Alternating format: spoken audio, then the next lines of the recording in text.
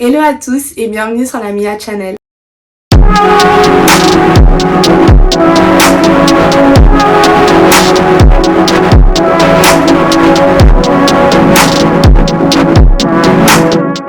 Je tenais à vous souhaiter à tous une bonne année, plein de bonnes choses. J'espère que vous avez bien fêté et j'espère que vous êtes prêts pour cette nouvelle année. Moi je suis prête, d'ailleurs ça fait un petit moment que j'ai pas posté parce que en fait je pense que il suffit pas d'avoir du contenu, je pense que ça demande une très grosse organisation d'avoir une chaîne YouTube.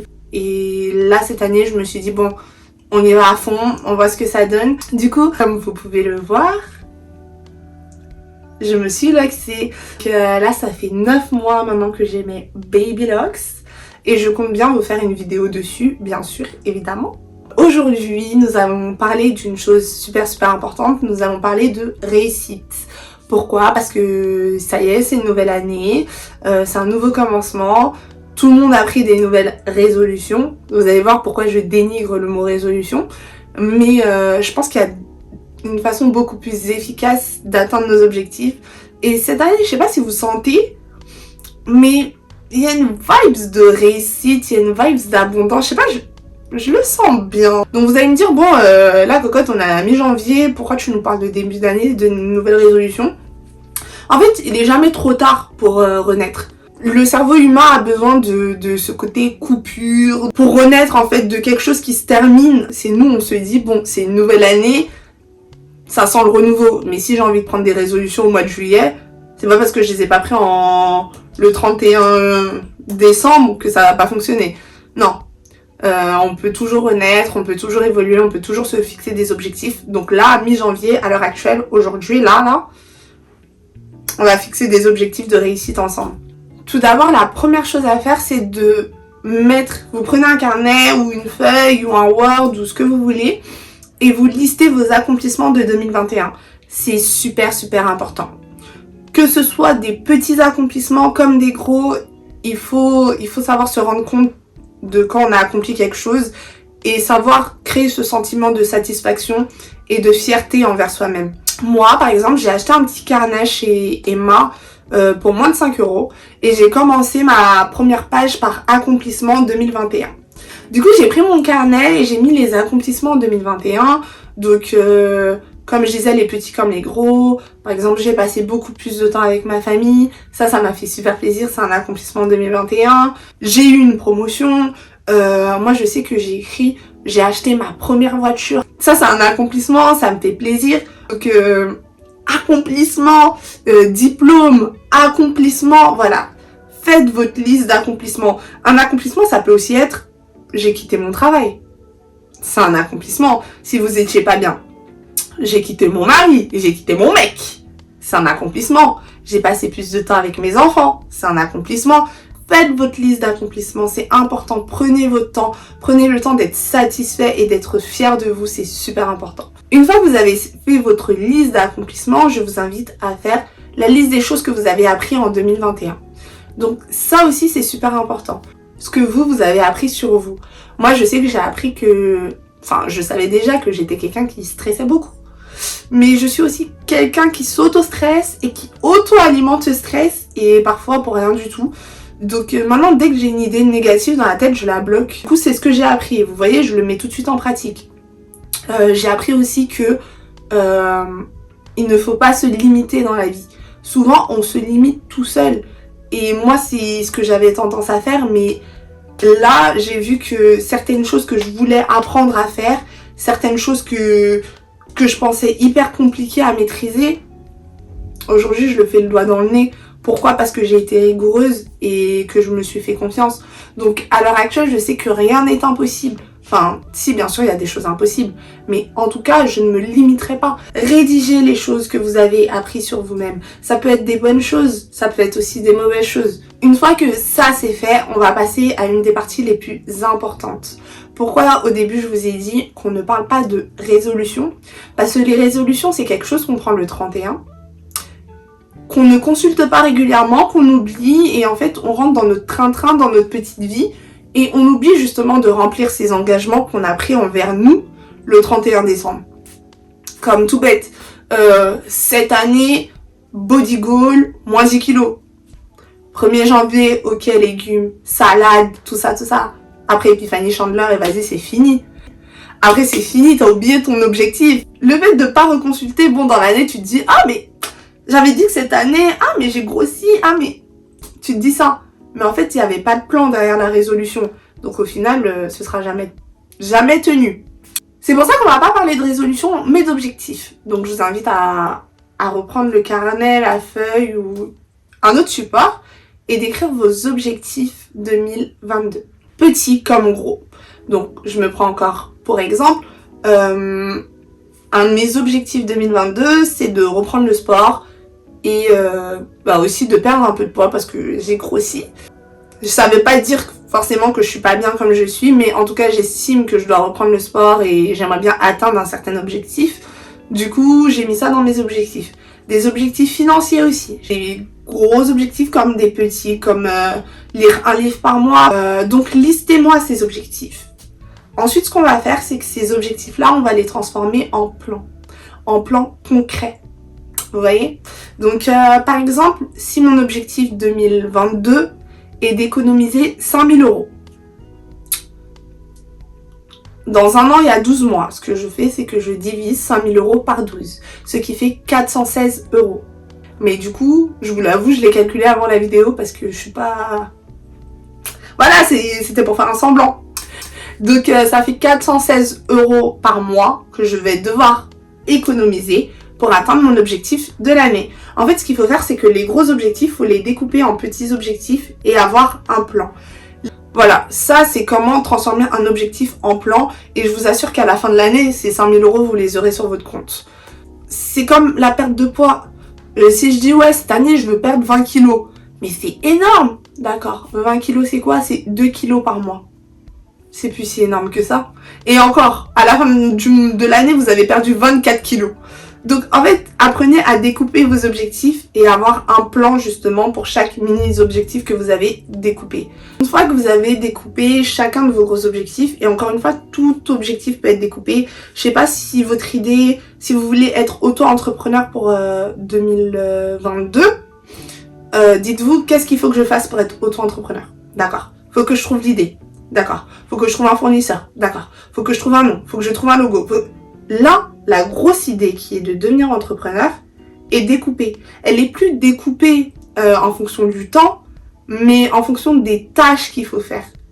Et ensuite, ces tâches, vous les dispatchez soit par mois, soit par semaine. Ok.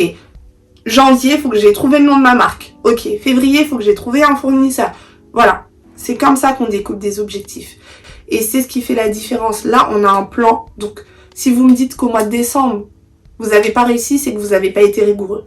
Chaque objectif peut être découpé. N'hésitez pas en commentaire à mettre vos objectifs s'ils ne sont pas trop impersonnels, à me mettre si vous avez déjà rempli certains objectifs et quelle méthode vous avez appliquée. Mais moi, pour moi, je trouve que c'est une méthode qui fonctionne du tonnerre et qui s'applique pour tout. Pour tout. J'ai acheté un petit truc qui m'aide. Ça fonctionne comme un ticket.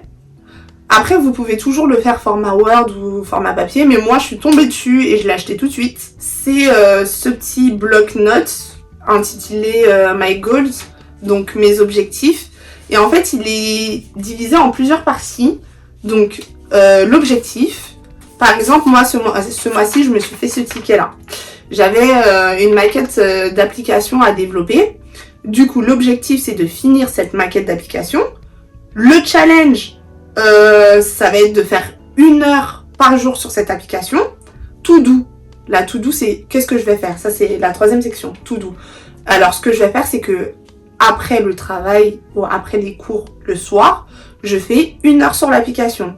Ma deadline, c'est la date butoir. Donc, moi, j'ai mis le 15 janvier. D'ailleurs, j'ai réussi. Et ensuite, la récompense. Donc, moi, il y a 2 produits de Fenty que je voulais. Je me suis fixé aussi ce petit jeu où, dès que j'atteins un objectif, je me fais un cadeau. Donc ça, c'est super parce que ça me permet de me réguler en tant que dépensière parce que je suis une dépensière. Et en plus de ça, ça me permet de tenir mes objectifs. Moi, ça m'aide beaucoup. Vous voyez, le carnet, il est encore plein. Je l'ai acheté au Quartz. Il y a un petit magasin au Quartz qui ressemble à Emma. Je l'ai acheté là et je crois que c'était 1 euro. 1 euro, un petit calepin comme ça. Adorable. Tout pour qu'on dépense. Vous voyez comment je suis dépensière? Et du coup, par mois, je me fixe 1 à 2 objectifs. N'hésitez pas à prendre ce système de challenge. Challengez-vous, offrez-vous des récompenses et ça peut être que plus amusant en fait. La deuxième chose dont je vais vous parler, c'est du vision board. Les gens qui sont beaucoup sur TikTok et qui ont des pourtois aussi intéressants que moi ont dû voir cette tendance donc, qui est là depuis maintenant bien longtemps, mais bon, vous connaissez les Français toujours en retard, qui consiste en fait à avoir une planche visuelle, donc ça peut être une feuille, un tableau ou juste un fond d'écran, où dessus il y a plein d'images avec les choses, avec vos objectifs, les choses que vous voulez atteindre et les choses que vous voulez faire, pardon. Généralement, on utilise 2 outils pour ça. On utilise Pinterest et on utilise Canva. Canva va nous permettre de faire des petits montages rapides et hyper esthétiques, c'est hyper efficace. Sans pour autant être graphiste, vous pouvez l'utiliser. Et Pinterest va être notre ressource de belles images. Donc moi, sur mon vision board, j'ai le body goal que je veux atteindre. Donc j'ai pris une fille qui avait un corps, un joli corps. Donc quand je le regarde, je me dis, non, pas de pizza ce soir. Quand je regarde mon fond d'écran, je me dis, bois de l'eau, légumes. Parce que je suis toujours exposée à cette image en fait. J'ai mis quoi encore sur mon vision board? J'ai mis le voyage, j'ai mis une assiette avec des légumes parce que 2022 je veux réapprendre à manger des légumes. J'ai mis quoi encore? J'ai mis des citations, enfin en fait vous pouvez mettre tout ce qui vous inspire, tout ce qui vous inspire, tout ce qui vous attire, tout ce que vous souhaitez en fait. Et ça fonctionne. Je peux vous assurer que ça fonctionne. Petite anecdote, l'année dernière ma voiture elle est tombée en panne. Et du coup, j'avais besoin d'une nouvelle voiture. J'ai fait plein de demandes, plein de recherches. Je ne trouvais pas. Et dans le flux du vision board, je me suis dit, bon, bah tiens, pourquoi ne pas me faire un vision board avec ma vie de rêve, en fait. Alors, j'ai mis mon chien de rêve. Mon chien, il était trop mignon, les amis. Il était assis comme ça, sur mon vision board et tout. Il était trop chou. Bon, je suis sûre que je l'imite mal. Et si je vous mets la photo, vous allez dire, c'est une catastrophe, la fille. Mais bref, il était trop mignon. Du coup, j'ai mis mon chien, j'ai mis mon body goal que j'ai toujours pas. Mais le plus important, ce que j'ai mis une voiture. Et cette voiture-là, je la trouvais vraiment mignonne et je la voulais. Et 1 semaine après, il y a un mec qui m'appelle. Oui, parce que quand j'ai fait mes demandes, j'ai fait plusieurs voitures. J'ai pas seulement cherché la voiture que j'aimais, j'ai regardé plusieurs voitures. Et comme par hasard, le gars qui m'appelle est propriétaire de cette voiture et il me dit oui, donc vous avez répondu à mon annonce, elle est disponible, quand êtes-vous disponible, Je lui dis ah ok d'accord tout de suite, nanana. Là le gars me dit ok ben est-ce que tu la prends? Je lui dis d'accord, bah je vous ferai un virement et tout, genre instantané. Il me dit non, que du cash. Je dis d'accord, mais en fait je suis censée secouer. C'est comme dans Animal Crossing, je suis censée secouer un arbre et ramasser comment ça s'appelle dans Animal Crossing? J'ai oublié. Tout ça pour dire, dans ma tête, je me suis dit, je le trouve où ce cash en fait? Parce que les banques vont jamais me laisser retirer autant comme ça. Mon père il m'a dit, vas-y, laisse. Et du coup, on va à la banque et tout, on voit que les choses sont galères. Et mon père me dit, j'avoue que la voiture, elle est bien, mais c'est pas le bon plan en fait. Je me suis dit, si t'as appelé ton père, c'est parce que tu voulais l'avis de quelqu'un qui s'y connaissait. S'il te dit ça, fais-lui confiance en fait. Et les choses vont s'aligner toutes seules, t'inquiète, c'est pas grave, ça va aller. Du coup, j'ai boudé un petit peu, mais j'ai dit oui, je comprends, bah je laisse tomber. Et sur le chemin que je retourne, il me dit attends, il y a un garage là, garage ou concessionnaire, je sais plus. Vas-y, je t'emmène. Et là, je trouve une voiture propre, qualité, prix, rien à voir, rien à dire, tout de suite, bang bang, protection, tout. Du coup, je l'ai prise. Donc, tout ça pour dire que j'ai visionné ma voiture, je suis restée fixée sur le fait que je devais avoir une voiture et j'ai eu plein d'offres d'un coup. J'ai pas eu la voiture qu'il y avait sur mon vision board, mais en fait parfois il faut savoir accepter aussi que on vous donne ce que vous devez avoir, pas forcément ce que vous voulez. Et là je suis très bien avec ma voiture. Donc gardez visuellement vos objectifs, les choses que vous voulez. Ne vous dites pas non, c'est trop rêveur et tout. Non, il n'y a pas de trop rêveur. J'ai pas eu mon chien qui m'aurait gardé comme ça. Malheureusement, j'ai pas eu mon chien. mais j'ai eu la voiture. Le tout, c'est de garder en tête que vous travaillez pour avoir cette vie de rêve, vous travaillez pour ça, vous vous levez tous les matins pour ça et vous allez vers vos objectifs. Il faut toujours garder votre vision board devant les yeux. Mettez-le sur votre mur, collez-le en fond d'écran, pas de souci. Si vous voulez voir rapidement comment on fait un vision board, je vous mets mon TikTok. Et du coup, troisième tips pour votre réussite, pour notre réussite cette année, avoir une vue d'ensemble sur vos projets. Donc là, je vais vous parler d'un outil qui va vous servir pour tout et n'importe quoi. Quand je vous dis pour tout, c'est que je fais tout avec. C'est un outil gratuit qui est disponible en ligne ou en application, qui est disponible sur ordinateur, tablette et téléphone. Que demander de plus? Du coup, cette application, ce site s'appelle Notion. Je pourrais pas vous expliquer comme ça avec mes mots, le mieux c'est d'aller voir ce qu'est Notion. Je vous invite à le voir, visuellement ce sera peut-être plus parlant. Et moi, quand je vais vous expliquer, ça vous parlera peut-être un peu plus. Mais du coup, sur mon Notion, j'ai une catégorie Home. Donc, je l'ai appelée Home. Et quand on va dessus, j'ai plusieurs catégories. Par exemple, liste de films à voir. Et quand vous rentrez dans la liste de films à voir, j'ai fait un tableau Notion avec la liste des films que je dois voir. Et à chaque fois que je les vois, je les coche, j'épure. Et dès que je trouve un nouveau film, je l'écris dans ma liste. Donc quand je suis posée là et que j'ai envie d'aller voir un film, j'ai envie de regarder un film, j'essaye d'épurer ma liste. Ou sinon j'ai fait des recettes, ou j'ai fait une grille avec les restaurants où je devais manger. Donc ça c'est super top parce que j'ai tout en un seul endroit et ça évite les papiers ou les notes interminables sur l'iPhone. Le plus important là, ce dont je vais vous parler pour la réussite 2022 et Notion, c'est que sur Notion, j'ai fait une liste de projets. Donc ma liste de projets va me permettre de détailler tous les projets que j'ai à réaliser sur 2022, de me fixer des deadlines. Les deadlines, ce sont les dates butoirs. Et de les accomplir, de les épurer et de les retirer au fur et à mesure. Ce qui est bien avec Notion, c'est qu'il y a plein d'outils de personnalisation. Donc, comme je vous ai dit, il y a des templates. Il y a des gens, il y a un grand réseau qui est sur Notion. Ils font des templates et vous pouvez les réutiliser. Si par exemple vous êtes étudiant, vous pouvez vous faire un programme de révision sur Notion. Vous pouvez y mettre vos cours.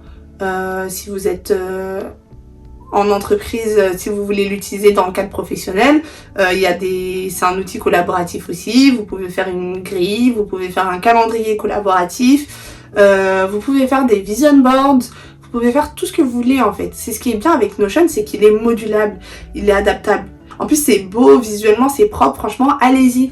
Du coup, je vous donne un exemple, dans mes projets 2022, ce que j'ai mis dans Notion, c'est par exemple l'application. Voilà.